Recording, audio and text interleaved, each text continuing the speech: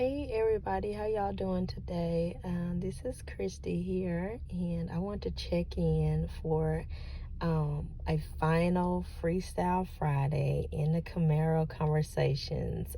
This won't be the last Camaro Conversations where I kind of chit chat in the car, but it will be changing and put a little bit of my face, and so you guys can connect with me in the new year, in the 2025 calendar year.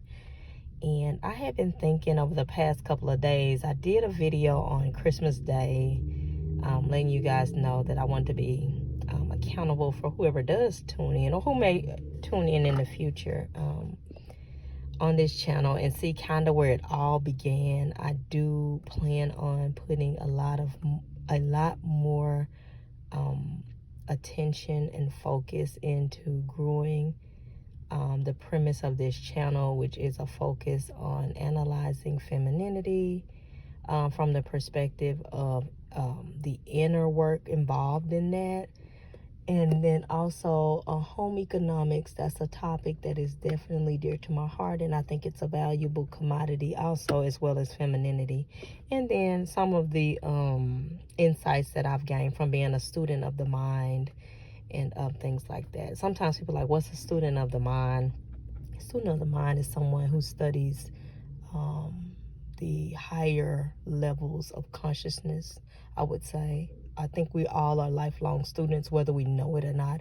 I'm just aware of it, that we are all here to be educated far beyond what we think it is here on the surface of what we know as Earth or the world and things of that nature. So that can get really, really deep, but it's not really. It's just knowing that we are more than what we can see. That's pretty much what it's all about. And I like to study that type of esoteric knowledge and things of that nature. So I did want to check in. What's up? Happy Friday. Things are going great here. Some people close out the year in December, and then some people choose to close it out closer to the spring equinox.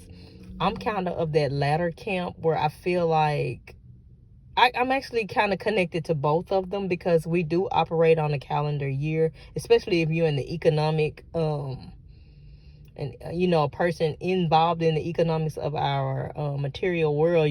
We have to close things out in December, so you don't really fight it. So I kind of do both. I kind of, in some ways, respect the calendar year, just the 12 months of the year type of thing. And then I also respect the seasonal calendar, which kind of operates more so on a different level. I respect them both, and I utilize them both to my advantage. So today I was going to freestyle pretty much about, I was thinking about it. I'm like, what should I freestyle about? It's the close of the year and or the closing of the year. So I'm like, okay, I think I wanted to, the last thing I touched on was accountability. And I feel like with all of the things that we're trying to do in this world, even some of the things that I promote here on this channel, you have to, at the end of the day, allow. That's like probably, I would say, 50% of what we, don't use. We don't realize that for all of our getting, you know how that one biblical verse says, with thy getting, get understanding. With all thy getting, get understanding. Understanding is just flat out to let it happen. Allow it to happen. I respect that process of that things have a certain, I won't say time. It's even greater than time. It has a certain place where it must and will materialize in its own great way. And I think one of the best ways you can make peace with allowing and let it become your friend is by cultivating. That's another word you'll hear me using a lot. Cultivating patience.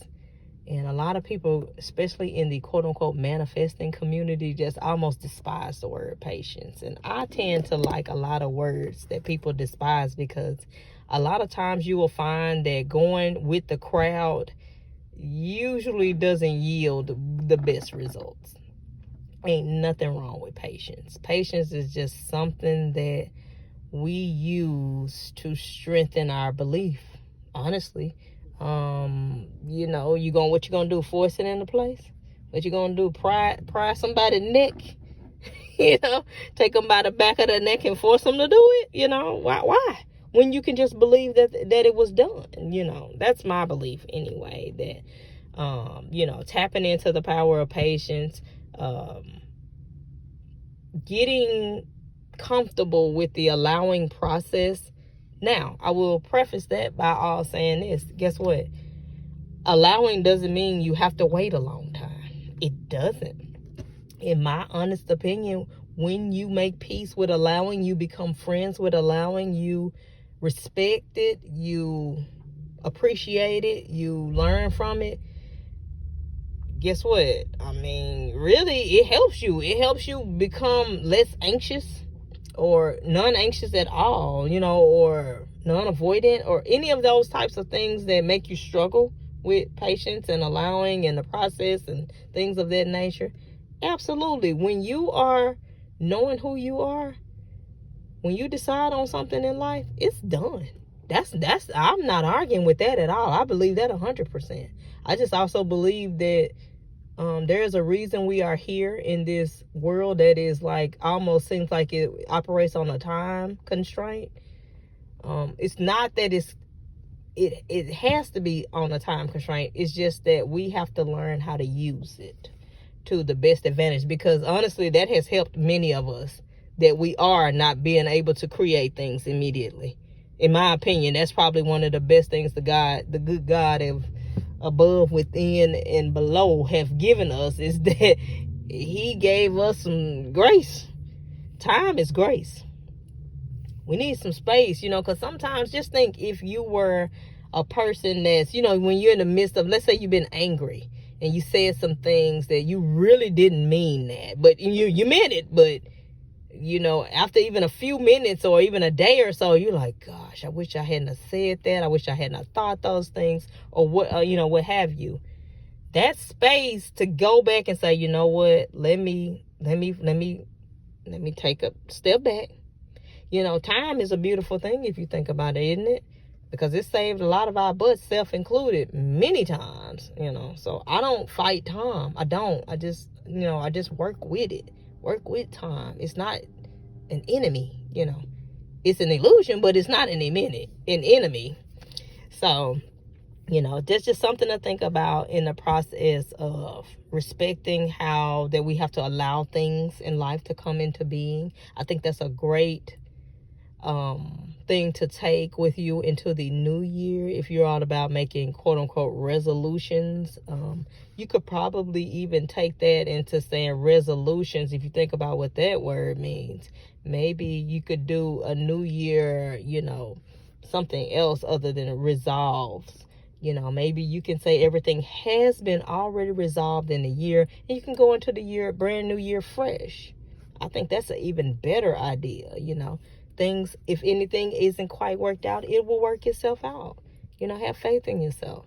I won't keep this too long today, and I'm not going to give y'all none of that good, delicious thigh meat like I did the other day.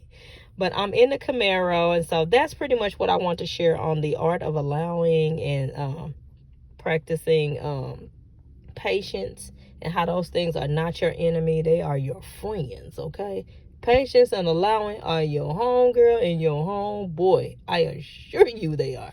So take that with you. Do what you need to do with it, because I'm going to definitely keep them two riders in my pocket, because I know that if I'm being patient and I'm allowing whatever it is I desire, it's going to happen.